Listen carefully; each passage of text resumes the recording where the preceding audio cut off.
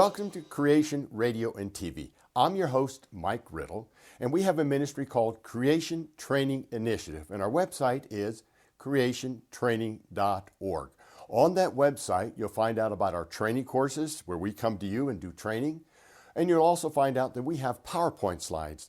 All my talks, we have our PowerPoint slides on our website for free that you can download. Now we have a very interesting topic today, quite controversial. It's called the Bible, Geology, and Time. And we're going to start with a very interesting and critical question. How do scientists use geology to determine time? What do they use to determine this time over these many geologic layers that have been set down, according to evolutionists, over millions and billions of years? Well, to determine time, they use what's called the layers. They use the different layers of strata to determine the many different ages of Earth history. It's called layered strata. But I want to show you there's a big problem with this kind of thinking. I call it a time bomb that's going to blow up this whole entire concept of millions of years of geologic time. In 2012, there was a newsletter that came out on stratigraphy. Now, what does strata mean? Layering, a way of recording different layers. There was a newsletter in 2012, and this newsletter came from three different major people in the field of geology. One was the past chair of the International Commission on Stratigraphy. Another was by past Secretary General of the committee, and another one was the chair of a subcommission in that field. So, 2012, geologic timescale. What did they say?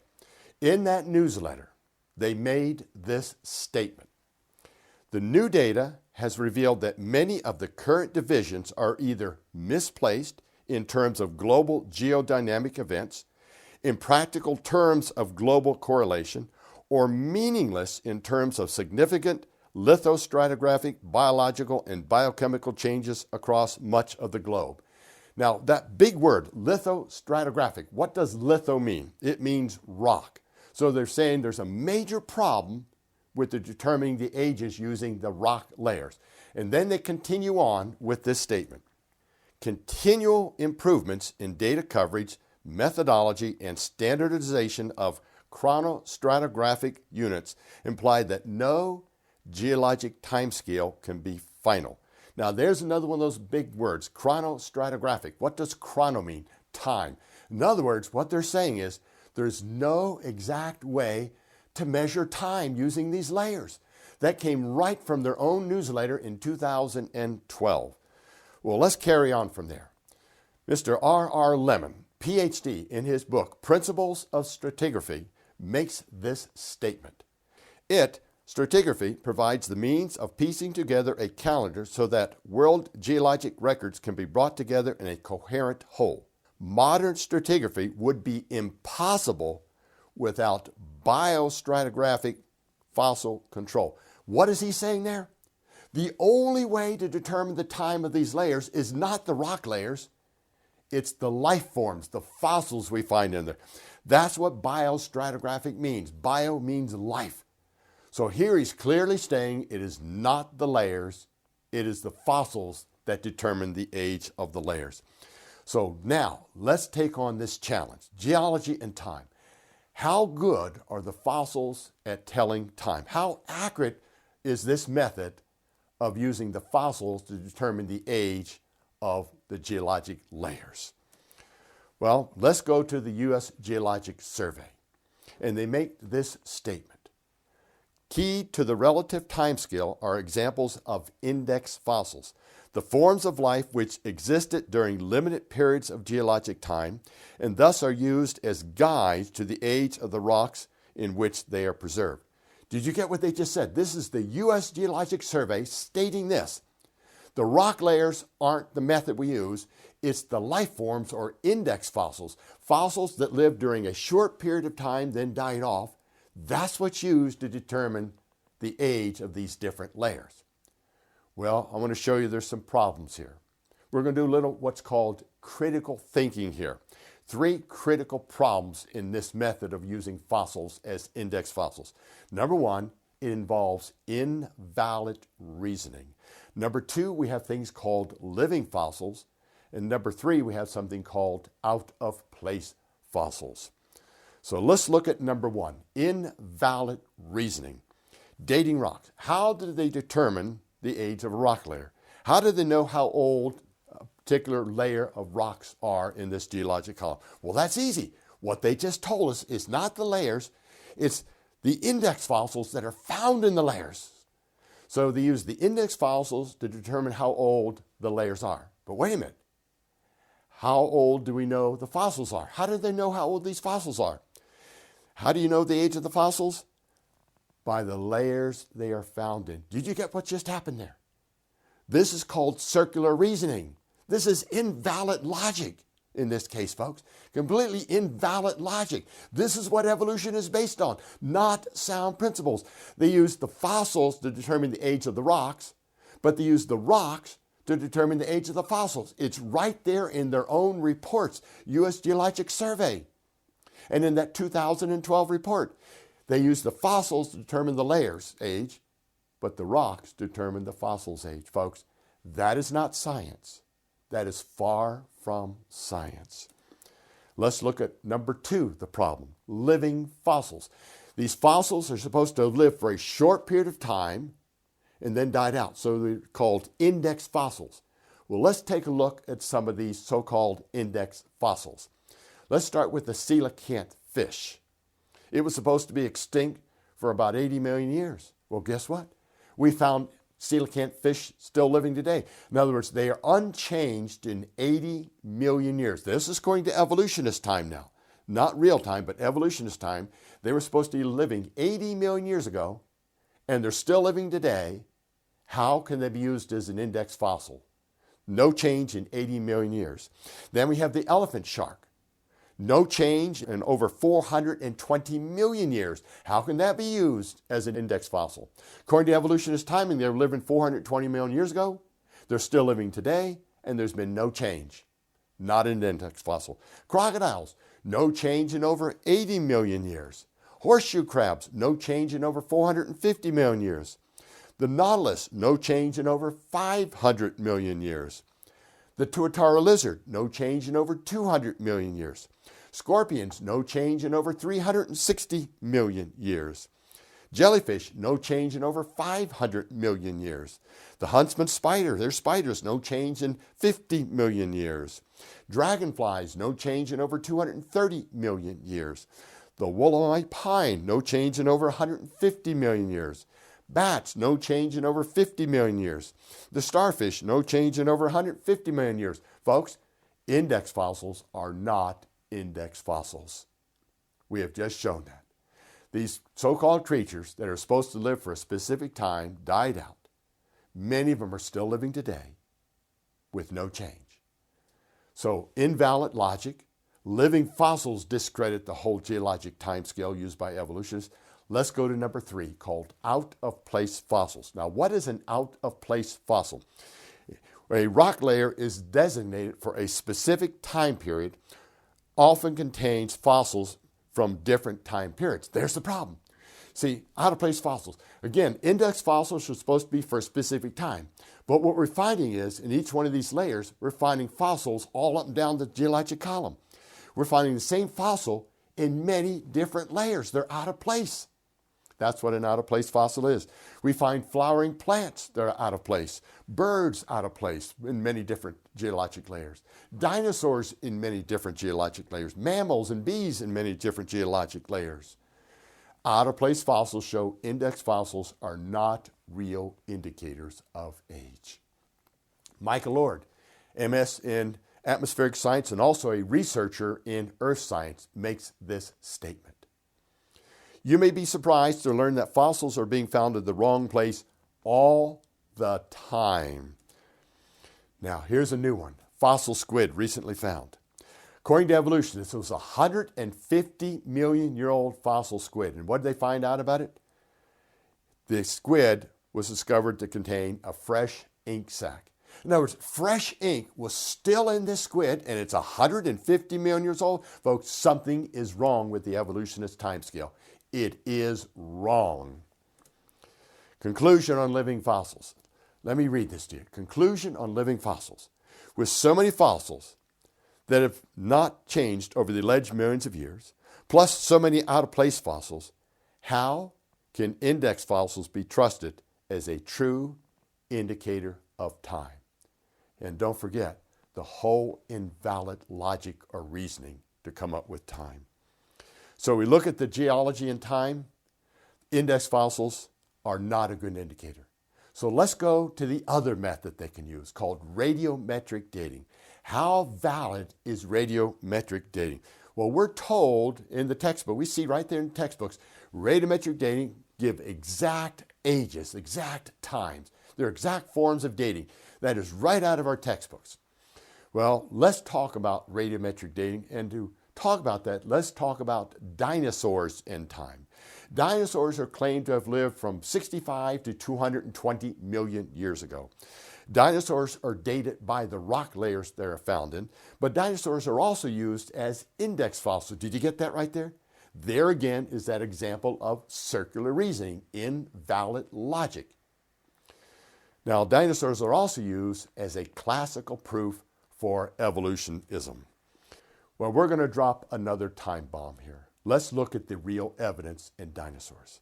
If there's evidence, if there's observable and repeatable evidence that dinosaurs only lived a few thousand years ago and not these alleged millions of years ago, then the whole dating method, radiometric dating method, can be shown to be invalid.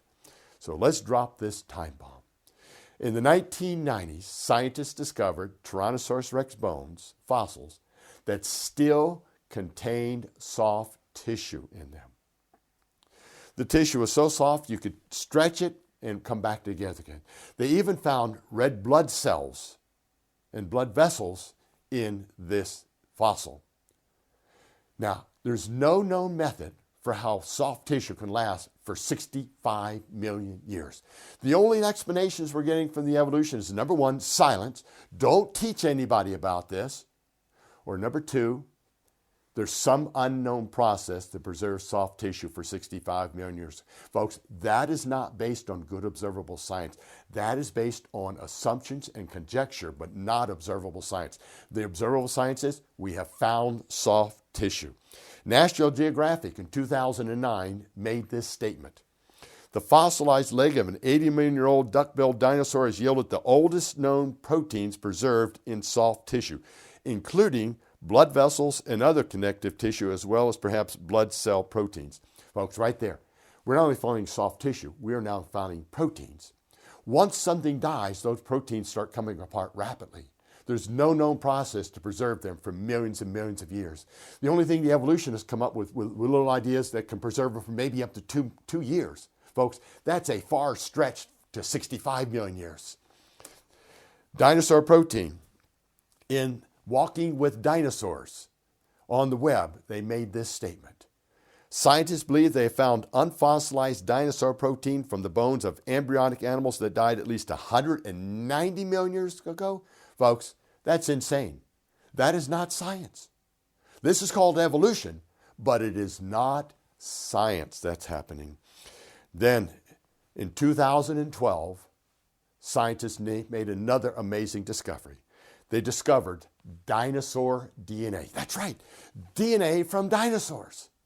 And this is supposed to be 65 million years old. Well, what do we know about the facts of DNA? Well, DNA is a very fragile molecule. It has a half-life of about 521 years. That means every 521 years, half the DNA is decomposed. Well, that whole idea means DNA, because it lacks stability, completely refutes the whole idea of dinosaurs living millions of years ago. It does away with the whole radiometric dating method, because DNA can only last a few thousand years, not millions of years. Then another major time bomb blew up. In 2012, the American Geophysical Union, they made the discovery of carbon-14 still in dinosaurs. What's so amazing about that? Well, we know the carbon-14 dating method was based on an assumption which was proven false many years ago, that the maximum reliability of carbon-14 dating was only about up to maybe 4,000 years. But the fact is they're finding carbon-14 in these dinosaurs. And all the carbon-14 should have decayed out of there after about 100,000 years. There should be no datable carbon-14 whatsoever in these dinosaurs. But let me read to you what they found. Carbon-14 or C14 dating of multiple samples of bone from 8 dinosaurs from Texas, Alaska, Colorado, and Montana revealed that they're only 22,000 to 39,000 years old. This is not coming from creationists. This is from the evolutionist labs. Now, I don't believe those dates, 22,000 to 39,000 years old, because the maximum reliability is only about 4,000. But the fact is, they're finding an abundant amount of carbon-14 in these bones. That refutes the evolution story, and this is not due to contamination. Let's read on. Many places now, almost everywhere, they're finding carbon-14 still in the bones. For example, in June 1990, 2 dinosaur bone fragments were submitted to the Department of Geosciences at the University of Arizona for carbon-14 analysis. The identity of the bones were not disclosed. The bones were dated from 10,000 to 16,000 years old. This is from the own evolutionist labs, and we can rule out contamination. Of course, we're finding this all over the world. The whole world is not contaminated, folks. This either carbon-14 is a completely invalid method for everything, or evolution is wrong. Here's another one, carbon-14 dating in dinosaurs. Recently, 2 Triceratops horns excavated in 2012 from a site in Montana were sent to the University of Georgia to be carbon-14 dated. They were dated at 33,000 and 41,000 years old. Again, those dates are not true because the assumption was proven false. But the fact is, we're finding an abundant amount of carbon-14 in bones all over the world. Kevin Anderson, PhD in microbiology, in his book, Echoes of the Jurassic, makes this statement. The presence of original dinosaur tissue and proteins cannot be merely ignored or marginalized. The strongest and most elegant explanation is that the fossils are not millions of years old. So let's do a kind of a summary of what we know about dinosaurs. Since the 1990s, scientists have discovered soft tissue in dinosaur bones, unfossilized dinosaur bones, proteins in dinosaur fossils, red blood cells in dinosaur fossils, DNA in dinosaur fossils, and carbon-14 in dinosaur fossils. Ladies and gentlemen, any one of these is enough to refute evolutionism and the age issue. But all of these taken together is powerful evidence that dating methods do not work, and dinosaurs have only been dead for maybe a maximum of a few thousand years.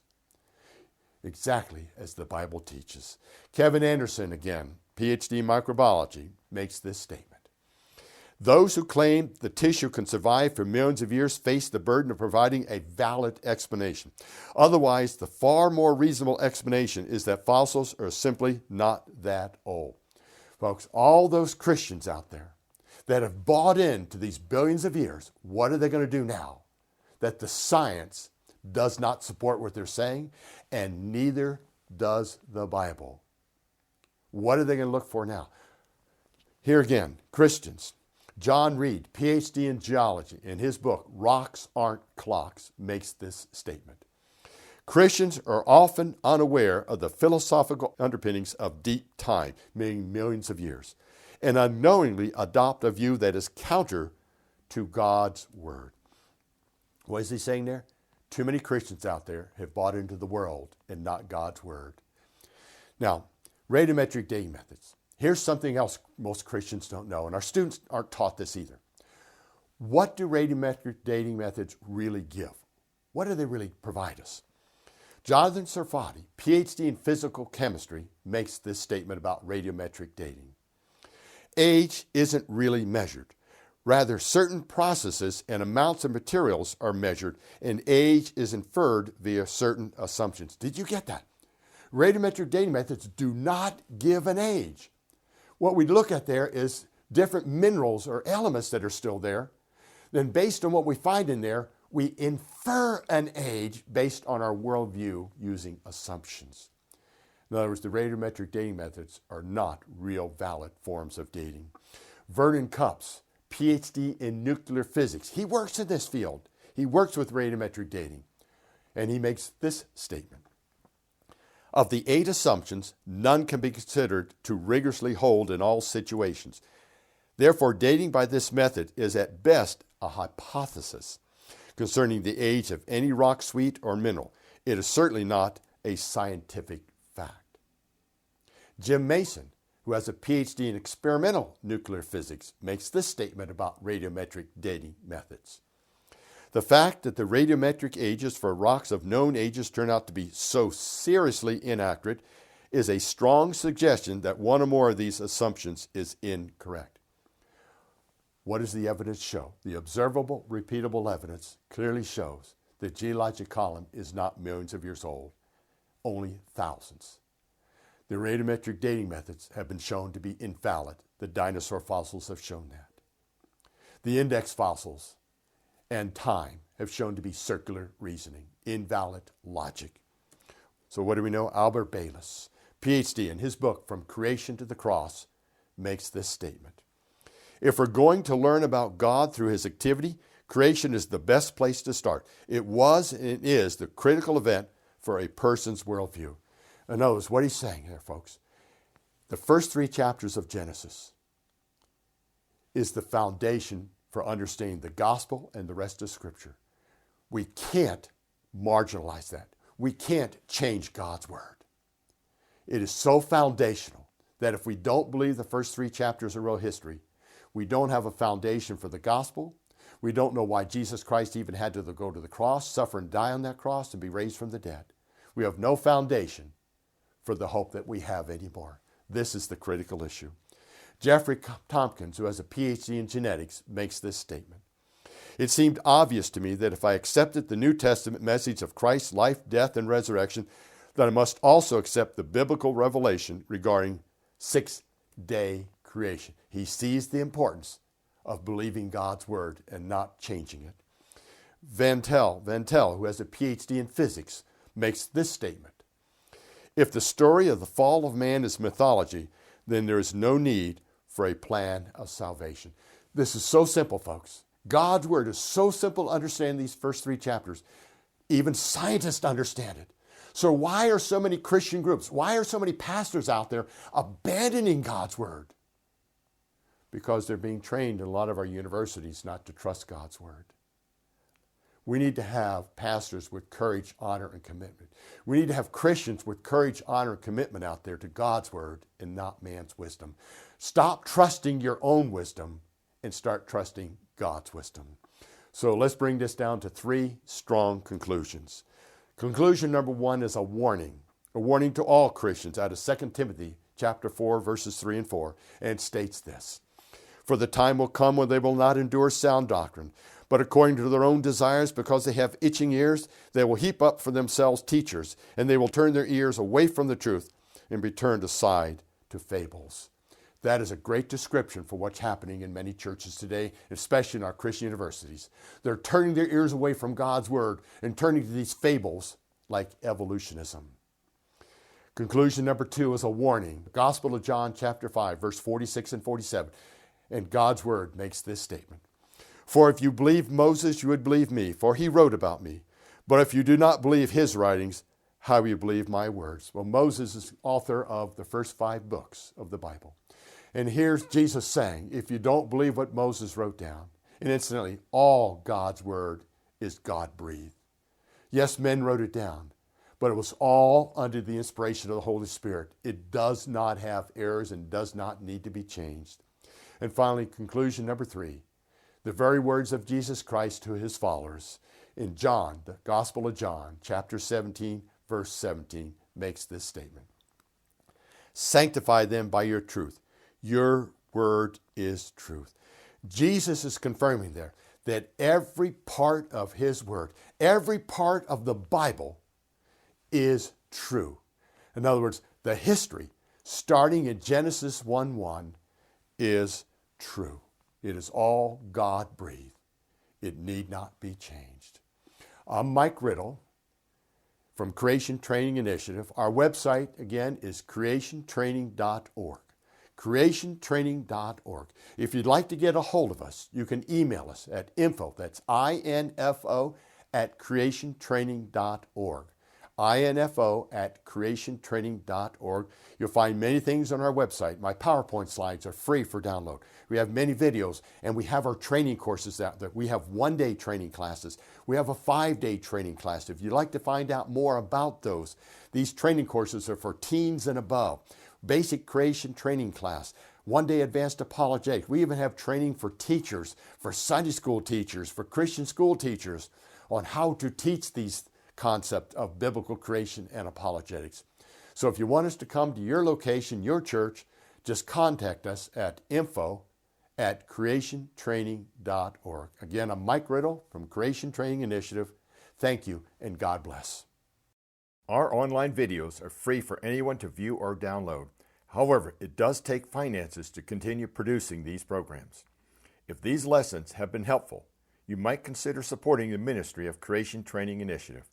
You can mail a check to CTI, Post Office Box 2415, Eagle, Idaho 83616. Or you can go to our website, creationtraining.org, and make your donations that way. Your donations of $20, $100, or more will enable us to continue to share the good news of God's Word worldwide. As it states in Jeremiah 32:17, "Ah, Lord God, behold, you have made the heavens and the earth by your great power and outstretched arm. There is nothing too hard for you." Thank you, and God bless.